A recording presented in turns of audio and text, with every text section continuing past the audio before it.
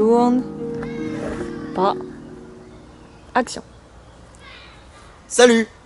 Vous vous apprêtez à regarder une vidéo, ça va être... Non, je sais pas quoi dire en fait. Tourne. Merde. Hey! Vous vous apprêtez à avoir une partie de loup-garou préparée par nos soins. Si vous connaissez déjà le loup-garou, vous vous dites peut-être que c'est un jeu pour enfants qui permet pas beaucoup de réflexion ou de stratégie. Mais avec Zoé, on a justement travaillé pour ajouter des règles et des personnages différents qui vont pouvoir pimenter un petit peu le jeu et rendre ça un petit peu plus sérieux. Petite chose importante, ce que vous vous apprêtez à voir, c'est le premier épisode d'un concept qui nous fait un petit peu envie, c'est-à-dire qu'on aimerait bien mettre en place d'autres parties différentes, avec d'autres personnages, peut-être d'autres lieux, d'autres règles et aussi d'autres acteurs. Parce que pour l'instant, c'est juste des copains à nous.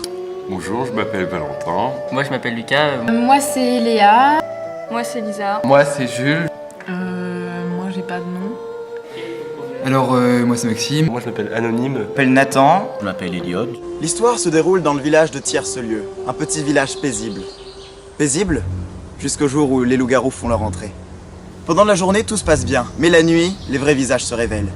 Chaque personne dispose d'un rôle secret. Certains villageois sont en réalité des loups-garous, tandis que d'autres sont par exemple la voyante, Cupidon, d'autres trucs comme ça, on va vous expliquer ça plus tard. La nuit, les loups-garous vont dévorer un villageois. Et le matin, les villageois vont devoir se réunir, voter pour pendre un villageois qu'ils pensent être un loup-garou. Il va alors falloir dissimuler son identité, manipuler son prochain, pour espérer pouvoir survivre.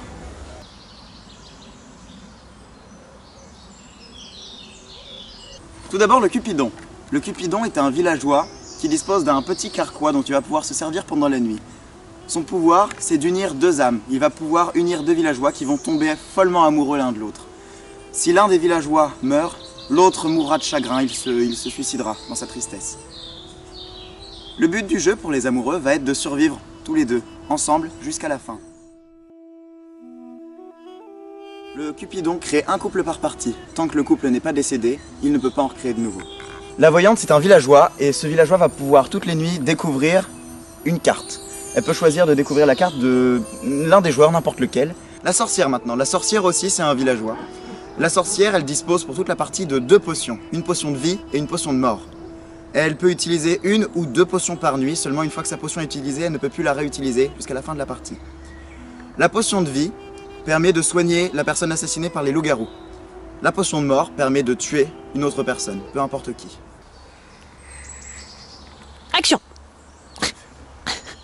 Ah, j'ai peur. Maintenant, le voleur. C'est un villageois qui, la nuit venue, peut échanger deux cartes. Il peut échanger les cartes de deux joueurs. Il peut échanger sa propre carte ou la carte d'autres joueurs. Et c'est un personnage qui, bien joué, peut faire énormément de dégâts, qui peut être énormément pratique, mais la plupart du temps, il est joué un petit peu à la one again et c'est souvent une petite raclure. Ou ton meilleur ami si tu veux devenir un loup-garou.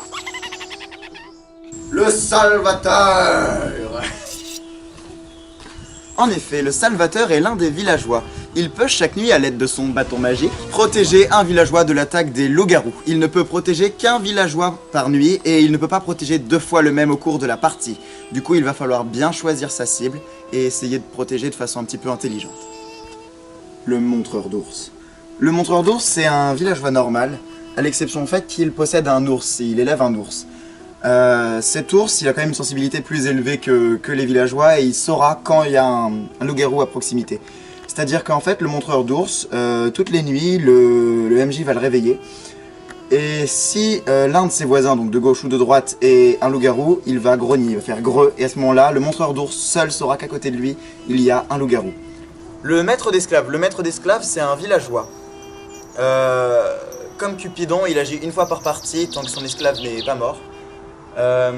Alors le maître d'esclave, dès la première nuit, il peut choisir un esclave. En gros, c'est-à-dire qu'il va désigner un autre joueur et cet esclave, le matin, le jour du vote, tous les matins du vote, sera obligé de suivre le vote du maître d'esclave. Il sera obligé de suivre le vote de son maître.